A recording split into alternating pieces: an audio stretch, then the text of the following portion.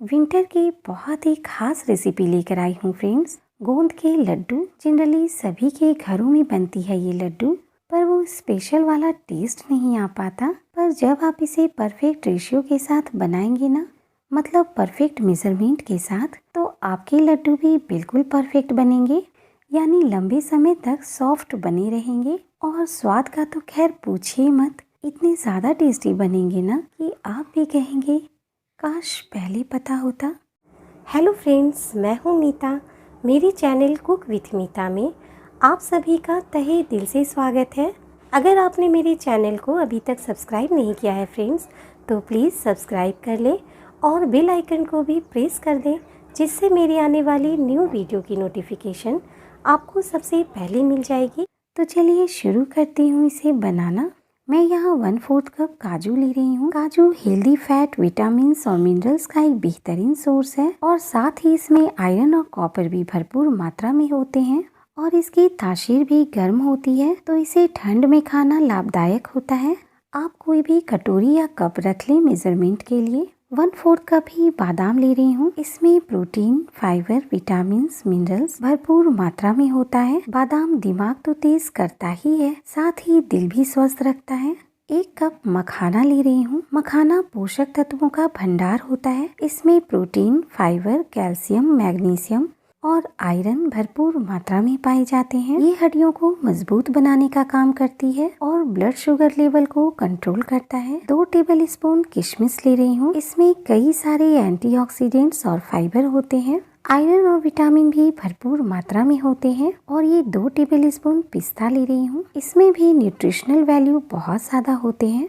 1/2 cup सूखा नारियल को ग्रेट करके ले रही हूँ। इसकी जगह आप नारियल का बुरादा भी ले सकते हैं, पर क्या है ना, ये ग्रेट किए हुए नारियल से टेस्ट काफ़ी अच्छा आता है। और अगर आपको सूखा नारियल नहीं पसंद तो आप स्किप भी कर सकते हैं। इसमें एंटीऑक्सीडेंट भरपूर मात्रा में होते हैं और इसके सेवन से इम्यूनिटी पावर स्ट्रांग होती है। 2 टेबल स्पून खरबूजे का बीज ले रही हूँ। ये ब्लड प्रेशर से लेकर डायबिटीज तक को कंट्रोल करता है। ये बीज हेल्दी और टेस्टी होने के साथ ही कई तरह के पौष्टिक तत्वों से भी भरपूर होते हैं। यही वजह है कि इन्हें सुपर फूड्स की कैटेगरी में रखा जाता है। 2 टेबल स्पून खसखस ले रही हूँ, यानी पॉपी सीड्स। खसखस पोषक तत्वों का खजाना है। इसमें protein, fibre, calcium, manganese, thiamine जैसे तत्व पाए जाते हैं, जो हमें सेहतमंद रखने में मदद करते हैं। और अब मैं ले रही हूँ ये 100 ग्राम गोंद, जो इस लड्डू का मेन इंग्रेडिएंट्स है। देखिए, इस तरह के छोटे छोटे दानों वाले लें,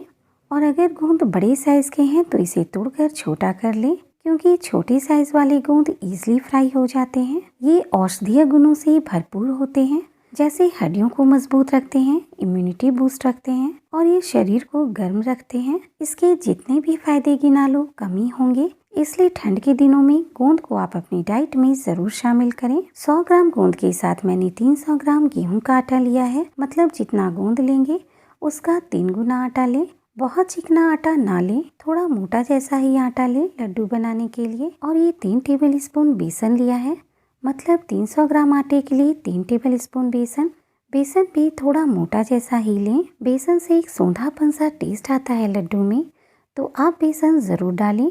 और यहाँ पे लिया है मैंने ये 150 ग्राम चीनी। जितना आटा लेंगे उसका आधा हमें चीनी लेना है। आप चीनी की जगह गुड़ भी ले सकते हैं या धागे वाली मिश्री भी ले सकते हैं। ये 100 ग्राम घी लिया है। मीठी चीज़ें घी में ज़्यादा टेस्टी बनते हैं, इसलिए आप घी में ही लड्डू बनाएं। और ये लिया है मैंने 150 ग्राम मावा। हमारे यहाँ इस लड्डू में मावा ज़रूर पड़ता है, ताकि लड्डू में सॉफ्टनेस बनी रहे और स्वाद तो बढ़ेगा ही। ये 8-10 छोटी इलायची और 2 बड़ी इलायची ली है, इसे पीस कर ले लूँगी। अब एक मोटे तले की कढ़ाई चढ़ाई है मैंने, इसमें 2 टेबल स्पून घी डाल देती हूँ। घी को मेल्ट होने देंगे। घी को बहुत तेज़ गर्म नहीं करना है, फ्लेम लो रखेंगे। 1 पीस गोंद डालकर देख लेती हूँ कि घी ठीक गर्म है या नहीं। देखिए, धीरे धीरे गोंद फूलकर ऊपर आया है, इसका मतलब घी परफेक्ट गर्म हो गया है गोंद फ्राई करने के लिए। एक साथ सारा गोंद फ्राई नहीं करेंगे। देखिए, थोड़ा सा गोंद डाल रही हूँ फ्राई करने के लिए। ध्यान रखिएगा, गोंद फ्राई करते वक्त हमें फ्लेम लो रखना है। अगर आप गोंद को हाई फ्लेम पर फ्राई करेंगे ना, तो ऊपर से तो गोंद फूल जाएगा, पर अंदर से कच्चा रह जाएगा और जब आप लड्डू खाएंगे ना तो आपके दांत में चिपकेगा, इसलिए गोंद को हमेशा लो फ्लेम पर ही फ्राई करें, तभी वो अंदर से अच्छे से क्रिस्पी बनेगा। एक पीस निकाल कर देखती हूँ। देखिए, इस तरह से उंगलियों के बीच दबाएं। अगर इस तरह से चूर हो जाए तो समझिए कि गोंद हो गया है, तो मैं इसे निकाल लेती हूँ। और अगर पूरी तरह चूर ना हो और अंदर से कड़ा जैसा लगे तो थोड़ी देर और फ्राई कर लें। ये मैंने निकाल लिया है। इसी तरह मैं सेकंड बैच भी फ्राई कर लेती हूँ। लगभग 1-1 टेबल स्पून करके फ्राई करें। गोंद फ्राई करते वक्त घी कम लग रहा था तो मैंने 2-3 टेबल स्पून घी और डाला है कि हल्का सा कलर चेंज लगेगा तो समझ में आ जाता है कि हो गया है। तो मैं इसे भी निकाल लेती हूँ। इस तरह से थोड़ी देर साइड में रखेंगे ना तो एक्स्ट्रा घी निकल जाएगा। इसी तरह मैं सभी गोंद को फ्राई कर लूँगी। यहाँ देखिए, मैंने सारे गोंद को फ्राई कर लिया है और देखिए कितना क्रिस्पी फ्राई हुआ है। तो अभी मैं इसे साइड में रखती हूँ और जो बचा हुआ घी है ना उसमें ये काजू डाल देती हूँ और साथ में ये बादाम भी डाल दूँगी। अब इसे भी लो फ्लेम पर भून लेती हूँ।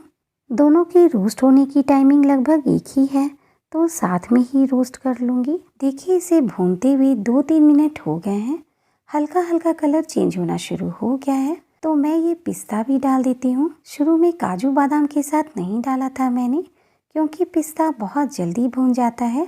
सारे नट्स भून कर डालेंगे ना तो एक तो इसकी सेल्फ लाइफ बढ़ेगी और दूसरा टेस्ट बहुत अच्छा आ जाता है लड्डू का। और देखिए, सारे ड्राई नट्स अच्छे से रोस्ट हो गए हैं तो मैं ये नट्स निकाल लेती हूँ। ये किशमिश भी डालकर रोस्ट कर लूँगी। किशमिश बहुत जल्दी रोस्ट हो जाता है। फ्लेम लो ही रखा हुआ है मैंने। ये किशमिश भी निकाल लेती हूँ।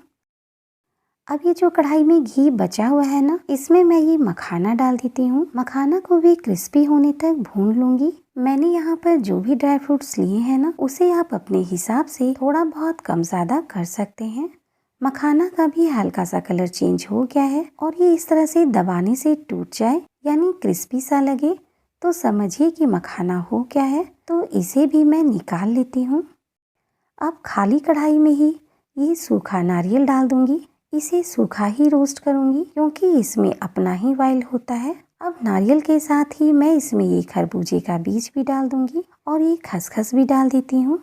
ये तीनों साथ में ही भून जाएंगे लो फ्लेम पर। और देखिए, इसमें से चटकने की आवाज़ आने लगी है और गोल्डन कलर भी आ गया है तो नारियल वाला मिक्सचर निकाल लेती हूँ। अब इसी कढ़ाई में 2 टेबल स्पून घी डालकर मेल्ट होने देती हूँ। अब ये बेसन डाल दूंगी। फ्लेम लो रखेंगे। बेसन को लगातार चलाते रहें। बेसन में झाग आने लगा है और खुशबू भी अच्छी आ रही है तो अब ये आटा भी डाल देती हूँ। आटा को हमें हाई फ्लेम पर नहीं भूनना है। जब लो फ्लेम पर धीरे धीरे आटा की भुनाई होती है ना तो आटे का स्वाद एकदम उभर कर आता है लड्डू के अंदर। तो आप आटा को थोड़ा पेशेंस के साथ भूनें। आटा बहुत सूखा सूखा सा लग रहा है तो बीच में जगह बनाकर ये 1 टेबल स्पून घी डाल देती हूँ। जो भी थोड़ा बहुत लम्स हो गया है ना घी की वजह से, तो उसे स्पैचुला से इस तरह से दबाते हुए भूनेंगे। आटा को हमें लगातार चलाते हुए भूनना है और इसे गोल्डन कलर आने तक भून लेंगे। टोटल 4 टेबल स्पून घी लगा है आटे में। आटे से अच्छी सी खुशबू आने लगी है और आटे में अच्छा सा गोल्डन कलर आ गया है तो मैं गैस बंद कर देती हूँ। ये 1 टेबल स्पून सौंठ का पाउडर डाल देती हूँ, यानी ड्राई जिंजर पाउडर। सूखे अदरक का पाउडर है। ठंड के दिनों में सौंठ फायदेमंद होता है और फ्लेवर भी अच्छा आएगा। और ये पीसी हुई इलायची डाल देती हूँ। अब भुने हुए आटे में ही ये मावा भी डाल देती हूँ। इसे मैंने अभी थोड़ी देर पहले ही बनाया था। फ्रेश रहने की वजह से ये अभी काफ़ी सॉफ्ट भी है। अगर आप मार्केट से मावा लाए हैं या आपके पास पहले से फ्रीज में रखा हुआ है तो आप कढ़ाई में अलग से पहले मावा भून लें, उसके बाद ही आप इसे आटा में डालें। 2 मिनट के लिए गैस ऑन कर देती हूँ ताकि मावा अच्छे से मिल जाए। फ्लेम लो रखेंगे और देखिए मावा आटे के साथ अच्छे से मिक्स हो गया है तो गैस बंद कर देती हूँ। अभी कढ़ाई गर्म है तो थोड़ी देर इसे चला लेती हूँ। अभी कढ़ाई में ही इसे रहने दूंगी और नेक्स्ट स्टेप देख लेती हूँ। ये गोंद ना पूरी तरह ठंडा हो गया है तो इसे एक कटोरी से इस तरह से क्रश करती जाऊंगी।